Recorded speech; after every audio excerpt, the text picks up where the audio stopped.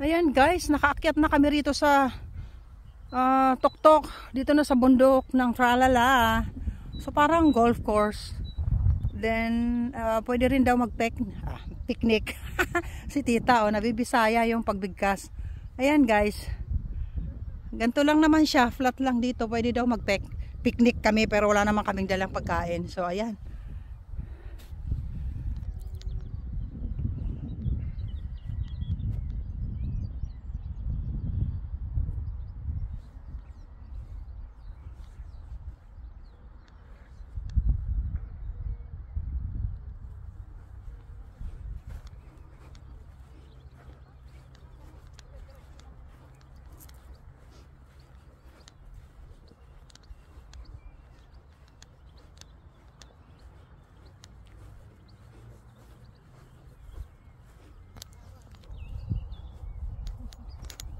Ay, nako, mahina-hina tuhod natin dito.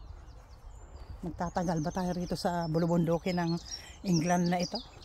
Connected pa daw kasi ito ng reserve ng English Channel. So, ayan guys. Caravan na mga yan. Ha? Caravan. Ayun, may mga caravan daw doon guys. Akala nyo lang flat pero galing po kami sa matirik na daan pataas. Pero dito flat na siya guys. Yan, umuusbong na yung mga blackberries nila, oh. Ayan. Pagdating ng summer, dadami yan sila. Libre namin kuhanin. So, ayan po ang tawag dito. Makikita. Puro naman green. Hindi kagaya sa city. Magaganda talaga ang tanawin sa London. Countryside po kami. Kaya ito ang pinagtsatsagaan na kuhanin namin. So, at syempre, hindi na kami gagastos, guys. At wala naman kami igagastos doon sa city. Napakamahal.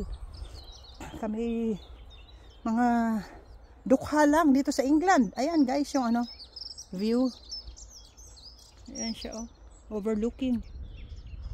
Kunwari, namnamin na lang namin. Nasa Baguio kami.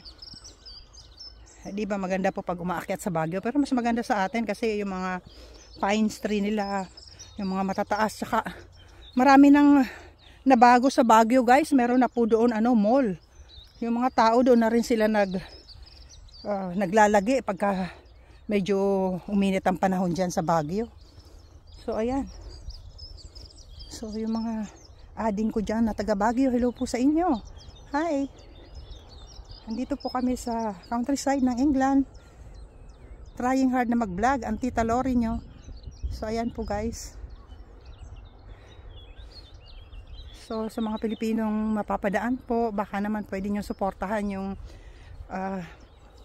nandito sa Inglaterra, Buhay Britanya ng Pinay. Ito, dito lang po kami sa mga hindi na kami gagastos na lugar. Although magpapagod talaga kami. Then magandang exercise na rin po yun na kahit papaano natatagtag kami ng hindi na kami magbabayad pa ng pupunta ng gym. So ito na po ang aming exercise sa kagaya namin mga may edad na. So ayan, shout out sa inyo sa mga mapapadaan sila Noemi, Judith, Geraldine, andyan, Dolores, at kung sino-sino pang mga dadaan dyan guys. Thank you so much po talaga sa pagsuporta nyo kahit mangilan-ngilan lang kayo dyan. So ayan po, at iikot lang po kami papag ganon din. Baba na rin kami doon sa pinanggalingan namin guys. At least meron naman akong mai-vlog for today. So kahapon is bank holiday kami. So ngayon umpisa na naman ang araw ng talagang matatagtag yung aming pangangatawan. At back to normal na sa pagtatrabaho. So ayan, shout out to everyone with you. So maraming salamat po sa pagpapatnubay nyo sa Buhay Britanya ng Pinay kay Tita Lori nyo. So maraming salamat. Don't forget to like and share. Tsaka baka po naman pwede kayong mag-subscribe sa akin para mag-level up naman ng inyong tita. So thank you so much po sa inyo. Mga kapwa ko Pilipino, mahal ko po kayo. Bye muna po for now. Bye!